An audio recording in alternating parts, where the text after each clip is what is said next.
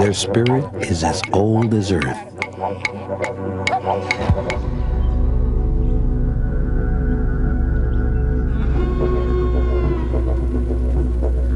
For millions of years before them, this continent lay empty, eroding under the blistering sun, the relentless wind.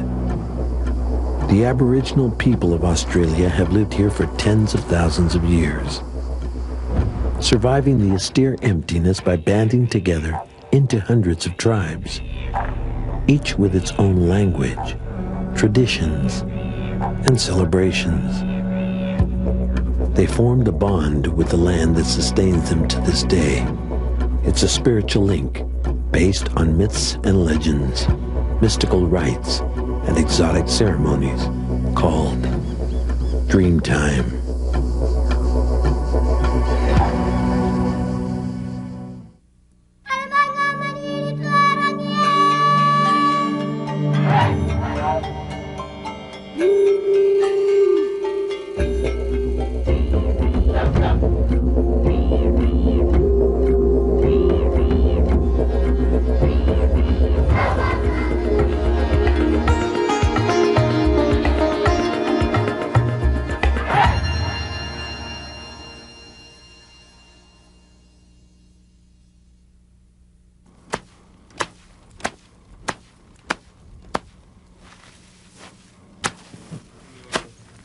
We don't own the land owns us.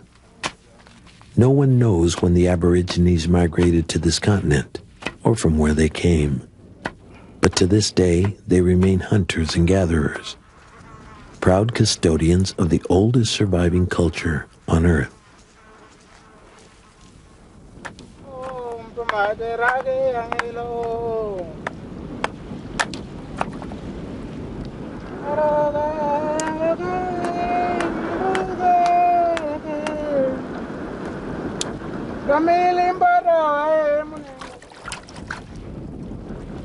Some believe as many as 1 million once lived in Australia. Today, roughly a quarter remain, scattered across more than 4.5 million square miles. The most isolated of the world's continents, Australia is located between the Indian and Pacific Oceans. A massive island nation, it's about the size of the continental United States. The lower half of the Northern Territory is an endless stretch of flat, arid desert. Called the Red Center, it's the geographic and spiritual heart of Australia.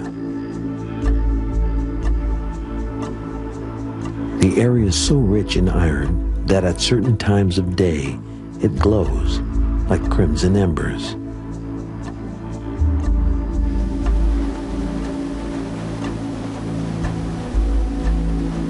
In stark contrast, the north coastal region of the Northern Territory is tropical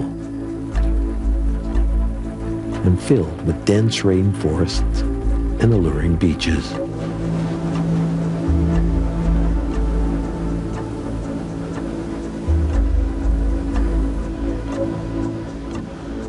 On the islands of Melville and Bathurst, the Aborigine group called Tiwi make their home.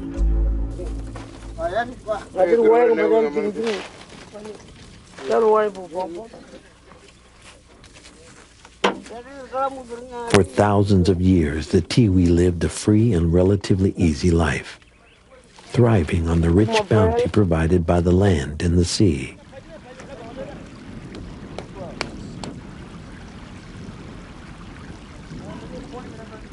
Long isolated from other human contact, the Tiwi believed their islands comprised the entire world.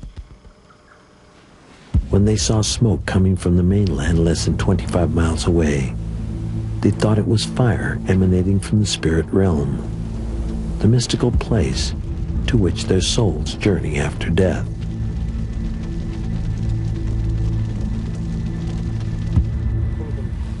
But the smoke may have come from the Ananu, one of the hundreds of nomadic groups that live on the mainland.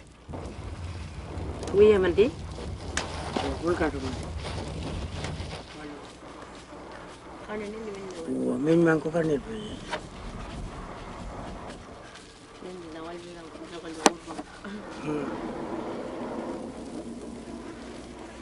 The Ananu and Tiwi appear to be as different as the landscapes in which they live.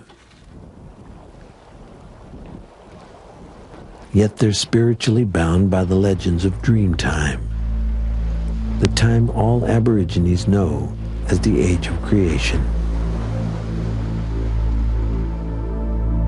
In the beginning, they believe, the world was lifeless, the land flat and without features.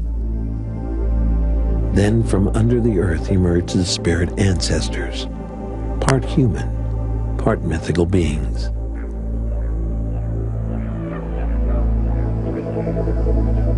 The ancestors explored the empty countryside, and as they traveled, they brought into this world all the features of the land and the creatures to inhabit it.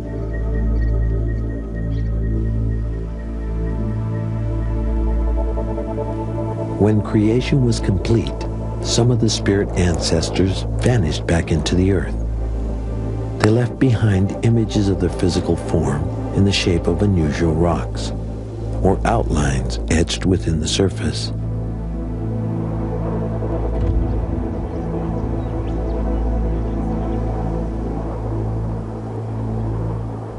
Others stayed in this world and became actual features of the landscape.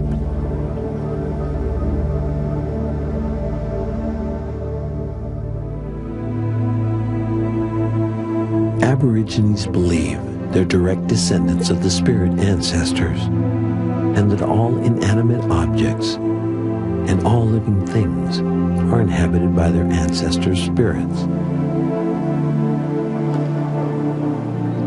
Rocks, trees, insects, even the waterhole is a part of their own spiritual heritage. This is the essence of Dreamtime. More than just a creation myth, it's a realm in which spirits still exist.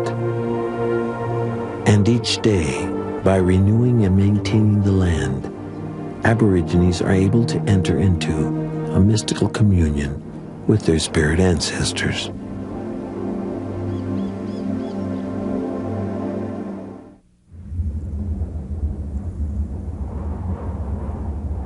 This is not a rock. It is my grandfather. This place where the dreaming comes up, right up from inside the ground. To the Aborigines of Australia, everything they see about them is a reminder of Dreamtime, the time when their spirit ancestors created all that is within the world today. And from the seemingly endless desert called the Outback, erupts one of the great wonders of the natural world. This smooth sandstone mountain is among the most sacred Aboriginal sites. In the 19th century, a British surveyor named it Ayers Rock, but to the Aborigines, it's always been known as Uluru, the Great Pebble.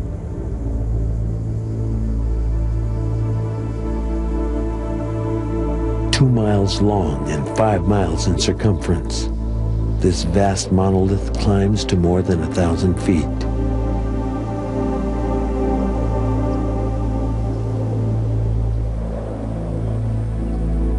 It's so huge it affects the surrounding temperature and air currents, creating its own weather.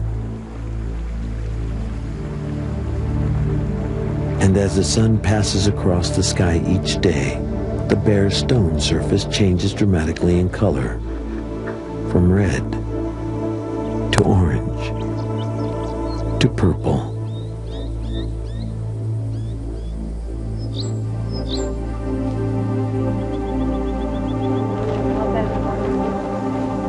The Ananu who live here trace their heritage or dreaming to the spirit ancestors who created Uluru.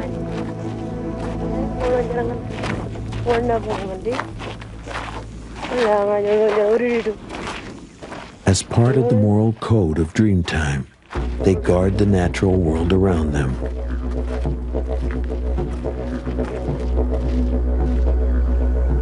By adhering to the Dreamtime laws, they believe the spirit ancestors will provide the sacred knowledge they need for survival. Dreamtime teaches Aborigines how to carve a tool to throw a spear further when hunting prey.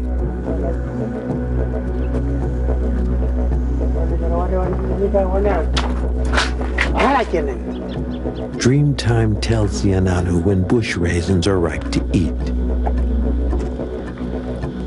and how to thresh the seeds of spinifex grass and melt them down for glue.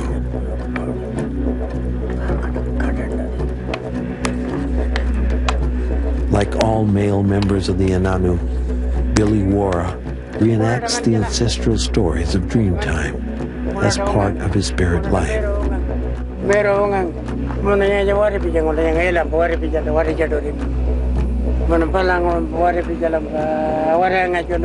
His stories help ensure the continuation of the Aboriginal way of life, and it's believed of all species.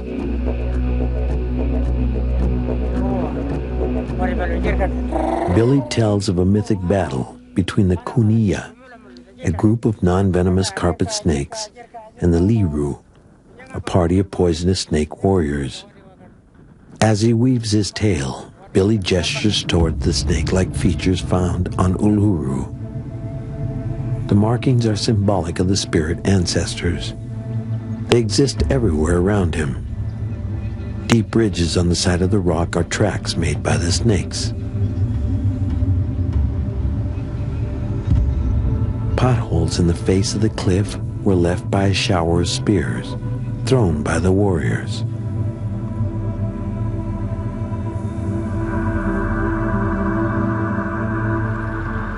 The stream that feeds into a waterhole below is the blood of a snake killed in the fighting. The battle is just one story of the conflict between good and evil, but to the Ananu, it's more than just a simple morality play. It's a metaphor for the origins of their universe and the proper place and behavior of all elements within it.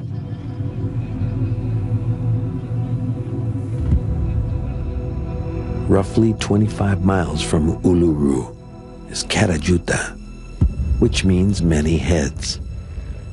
It's such a sacred dreaming site, the Ananu refused to even speak of it to outsiders.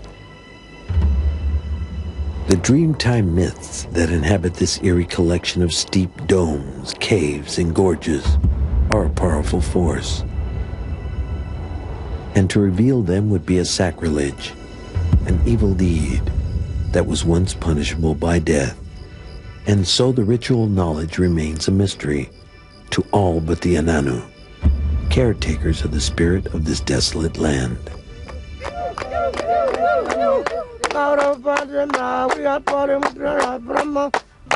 It's a spirit shared by the Tiwi on the northern islands, a Dreamtime magic brought to life through music, rhythm, and dance.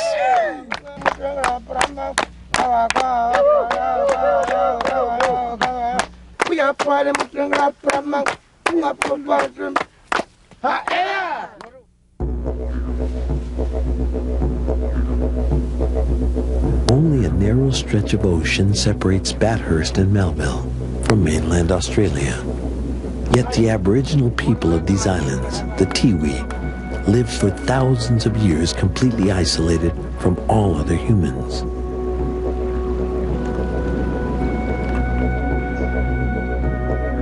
They revealed their Dreamtime knowledge through the creation of elaborate works of art designed to capture the essence of life.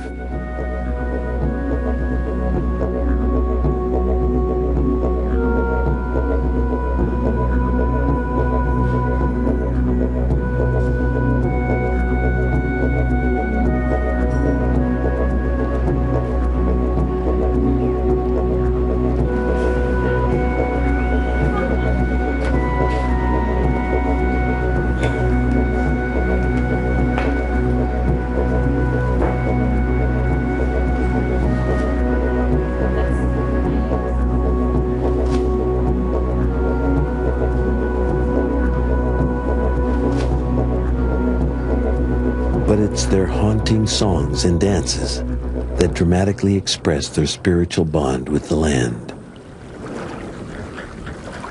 In preparation for ritual dance, the Tiwi mix together clay and water.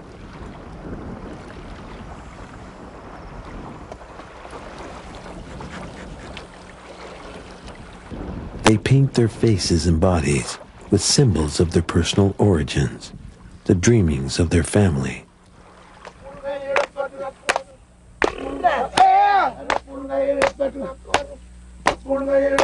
The Tiwi live by traditional values. Their ceremonies recount mythic tales of winds and tides, hunting with ancient weapons, the deadly stalking of a shark.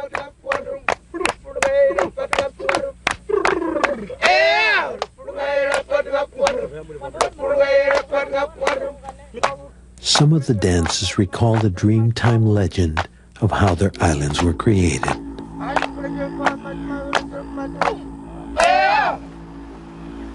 These were once desolate places shrouded in darkness. From under the ground, an old blind woman named Murunkala rose to this world carrying her 3 children in a basket.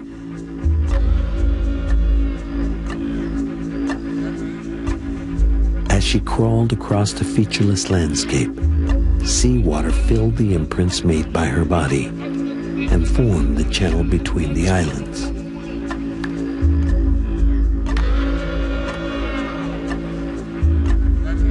Murunkala gave her children fire and covered the land with living things.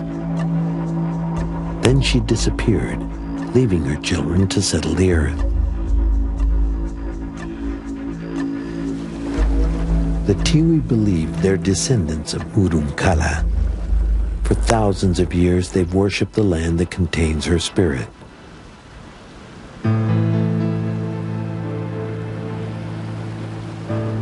But at the dawn of the 20th century, strange new visitors arrived. Bringing with them a very different creation story. Jesuit missionaries were anxious to convert the Tiwi to Catholicism.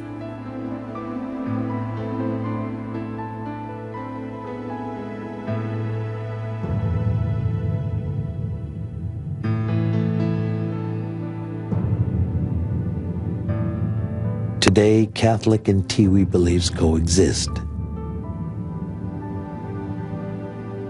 While many Tiwi have embraced the Catholic faith, Dreamtime ceremonies are still a vital aspect of their lives, and none is more significant or sacred than Pukamani, the story of how death descended upon this world.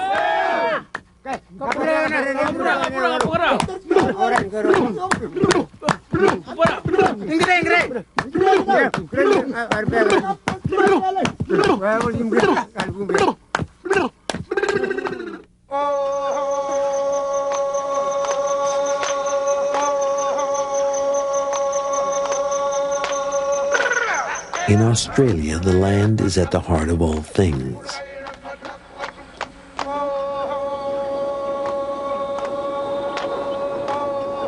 It's a spiritual presence against which every human drama is played out. The Aborigines of Bathurst and Melville Islands still use traditional ceremonies to celebrate the Dreamtime lessons of life.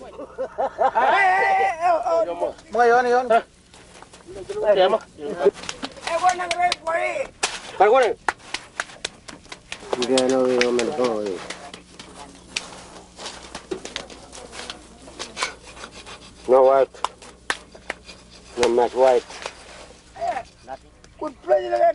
But they also turn to song and dance to deal with the end of life, when the human spirit passes into the world of the dead.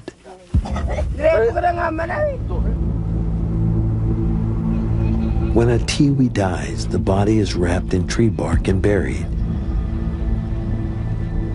Around the gravesite, special burial poles, called Pukamani are used to help remember the deceased. They protect the spirit of the dead, as well as the spirits of those left behind.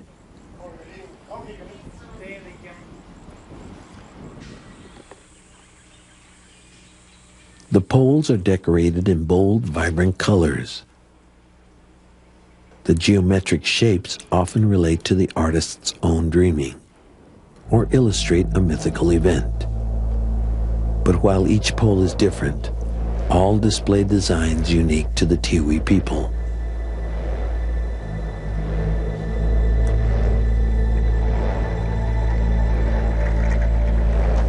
It can take months to prepare the Pukamani poles.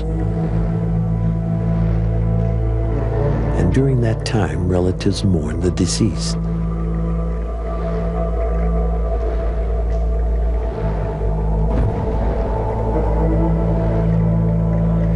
Once completed, the poles are placed around the gravesite and become the focus of the most important of all rituals, the Pukamani ceremony.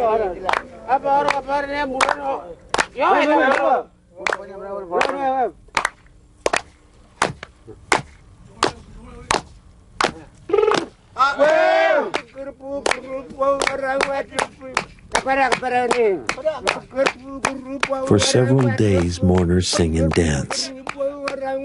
They appeal to the spirit ancestors to protect and guide their relative through the world of the dead.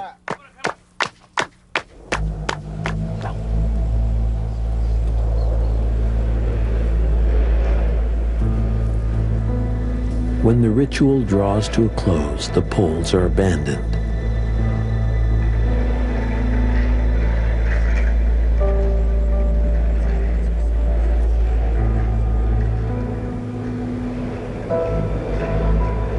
Like the body of the deceased, they're left to decay, to disappear back into the land from which they came.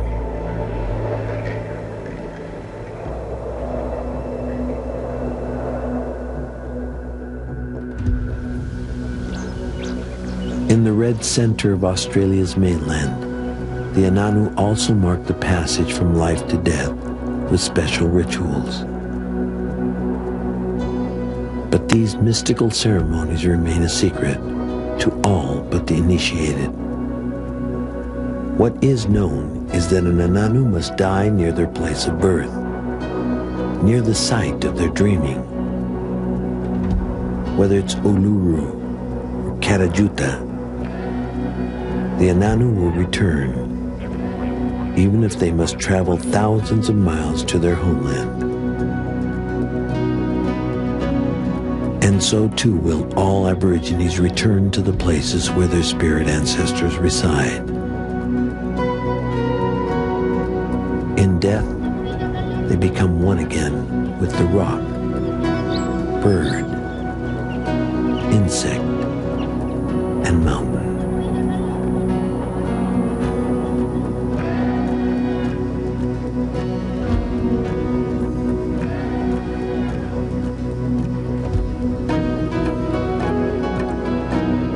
They come to a mystical time outside of time, where all things are united in a perfect harmony.